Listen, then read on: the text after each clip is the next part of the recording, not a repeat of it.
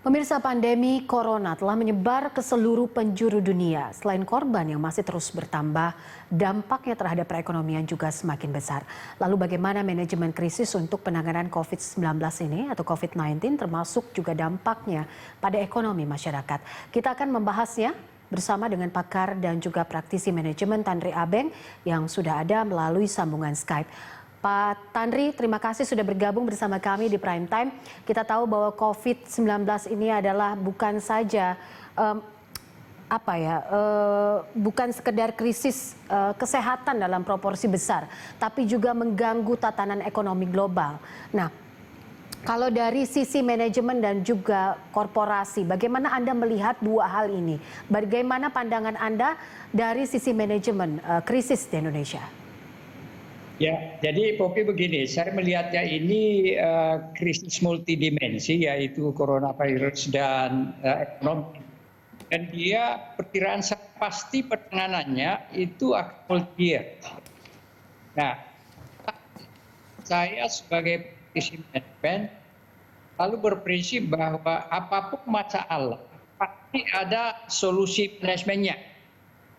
Oleh karenanya yang paling penting di sini kita bahwa karena ada COVID-19 yang mengakibatkan krisis ekonomi, maka tidak bisa terpisah-pisah kita melihatnya. Kita harus melakukan pendekatan secara komprehensif, yaitu tentang COVID-19. Pendekatan manajemennya itu lebih teknikal dan operasional. Tapi kita sudah bicara mengenai ekonomi, katanya itu adalah sebenarnya policy and political driven. Karena dampak daripada penanganan coronavirus dan pemantapan ekonomi kembali itu membutuhkan pendekatan dan strategi yang berbeda. Nah, kalau kita bicara mengenai COVID-19, seperti saya katakan tadi, secara manajemen itu very technical driven. Yang kita ingin kita ulangi di situ kan sebenarnya bagaimana agar orang-orang yang sudah masuk di rumah sakit karena sudah positif itu bisa ditangani, bisa ditanggulangi masalahnya sehingga makin sedikit yang meninggal, makin banyak yang sembuh gitu ya. Nah, ini kan membutuhkan operasional teknikal yang luar biasa disiplin di garda depan. Khususnya para dokter, para medik, dan orang yang membantu penanganan daripada orang-orang yang sudah terinfeksi oleh corona ini. Nah, disinilah saya kira perlu ada kejelasan. Mestinya siapa sih yang harus bertanggung jawab? Akuntabilitasnya ini di mana? Karena ini kan berkaitan dengan rumah sakit, berkaitan dengan dokter, para medik, dan orang sakit. Pertama tentu kita harus making sure bahwa orang-orang yang menangani atau the garda paling depan ini, yang saya namakan para dokter dan para medik, ini harus betul-betul siap perlengkapannya, kesehatannya sendiri, dan juga segala sesuatu yang mereka butuhkan untuk bisa menyembuhkan orang-orang yang sakit. Jangan mereka juga justru sakit. Nah, itu kan satu disiplin tersendiri, teknikal, very technical sebenarnya ya. Dan ini bisa dikelola, tentu harus ada yang accountable. Di mata saya ya harus accountable ya tentu jajaran atau Menteri Kesehatan sendiri dan jajarannya, karena mereka lah yang paling mengerti mengenai masalah pengelolaan penanganan orang-orang yang sakit. Nah, itu satu ya. Tapi ada aspek lain lagi daripada COVID-19, yaitu bagaimana caranya supaya orang-orang yang masih belum terkena terinfeksi itu bisa dihadap agar tidak selalu bertambah. Nah, ini kompleks. Nah, ini saya kira yang sedang ditangani oleh Badan Nasional Penanggulangan Bencana, dan ini sudah berjalan dengan baik saya kira. Tapi ini kompleks sekali. tujuannya di sini adalah bagaimana caranya supaya orang-orang yang terinfeksi baru tidak lebih besar daripada yang sudah sembuh ditambah yang sudah tinggal. Dengan ya kurva daripada peningkatan jumlah manusia atau orang Indonesia yang terkena virus ini itu mulai plateauing dan bahkan bisa turun nantinya. Oke. Tapi kalau yang masuk itu masih lebih banyak daripada yang keluar, maka itu akan menambah terus. Jadi kurvanya meningkat terus. Baik, baik, Bapak. Yang jadi masalah adalah pada saat Kita menangkap itu, kita sudah menangkap dari sisi teknikalnya yang tadi Bapak bilang. Namun saya ingin Bapak lebih fokus kepada bagaimana akhirnya kita bisa menavigasi persoalan ini dari sisi strategi ketahanan ekonominya, Pak.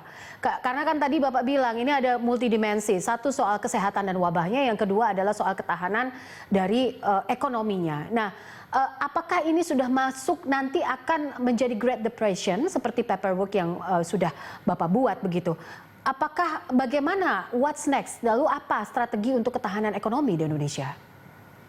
Nah, ini kalau masuk dalam tahanan ekonomi, itu lebih berpola kebijakan dan politik. Saya namakan policy and political driven. Karena langkah apapun yang diambil untuk mempertahankan masalah ekonomi, membentengi ketahanan ekonomi kita itu harus berpola kebijakan jangka panjang. Oke, sekarang pemerintah sudah melakukan penanganan bantuan sementara pada orang-orang yang tidak punya pekerjaan misalnya, tapi itu jangka pendek. Jangka panjangnya bagaimana? Soal ini mata rantai pas dunia kan sudah terputus. Berarti apa yang akan terjadi dan kita sudah saksikan di Indonesia sendiri akan bertambah dengan sangat eksponensial orang-orang yang menganggur. Dengan orang-orang yang menganggur ini berarti kan pemerintah harus memberikan bantuan. Itu berarti akan mengganggu fiskal. Nah, kalau fiskal terganggu berarti nanti akan mempengaruhi utang macam-macam lah. Tapi yang paling penting harus dijaga di sini adalah bagaimana memantapkan kepercayaan dunia usaha, baik dunia usaha dalam negeri maupun dunia usaha asing untuk tidak hengkang dari Indonesia. Karena tak kala berita mengenai COVID-19 itu begitu parah di Indonesia, maka para investor bukan saja berhenti masuk ke Indonesia, tapi bahkan yang ada di Indonesia hengkang. Jadi ada capital flight. Nah, ini kan semua harus dijaga sehingga aktivitas ekonomi itu bisa terus berjalan dengan baik. Nah, sementara itu secara politik pemerintah seyogyanya memberikan lebih banyak dukungan kepada UMKM. Kenapa? UMKM ini kan jumlahnya 63 juta. Berapa banyak orang yang akan menganggur kalau ini tidak jalan gitu ya. Jadi secara politik, saya anjurkan ke pemerintah bahwa yang diberi prioritas dukungan agar usaha yang bisa jalan adalah UMKM ini gitu. Jangan yang besar-besar. Seperti tahun 98 kan yang dibantu itu yang besar seperti BLBI. Itu kan tidak menjangkau orang yang begitu banyak seperti mereka yang bergerak di bidang itu penting itu polisi dan polisi harus tegas dari pemerintah gitu. Oke, Pak, dengan kondisi wabah dan juga pandemi yang luar biasa ini, setiap kepala negara pasti ataupun setiap pemimpin negara di dunia pun sulit begitu untuk mengantisipasi volatilitas yang terjadi begitu. Dan kita tahu bahwa pemerintah sudah memberikan banyak sekali stimulus misalnya, dan juga tadi bansos yang Bapak bilang adalah strategi yang jangka pendek begitu. Terkait hal ini, how we can turning crisis to new opportunity. Bagaimana kita kembali mengolah krisis ini menjadi sebuah opportunity baru yang akhirnya menciptakan value creation begitu untuk negara ini. Ya, Jadi kalau dari pendekatan manajemen, yang paling penting adalah kita tanya dulu, who is accountable? Siapa yang tanggung jawab? Jelas sekali bahwa dalam kondisi seperti ini, kepala negara itulah yang bertanggung jawab. This is the test of great leader of any nation. Ya, jadi tanggung jawabnya di situ kan paling tinggi. Jadi jelas tanggung jawabnya. Nah, sesudah itu harus ada pengorganisasian. Nah, ini pendekatan manajemen. Who is accountable, harus pengorganisasian, dan kalau saya lihat di sini harus ada 2 task force, satu di bidang 19 dan yang kedua di bidang ekonomi. Penting sekali yang harus dikelola, sebenarnya di lead oleh dalam hal ini ya Presiden Republik Indonesia. Tidak bisa misalnya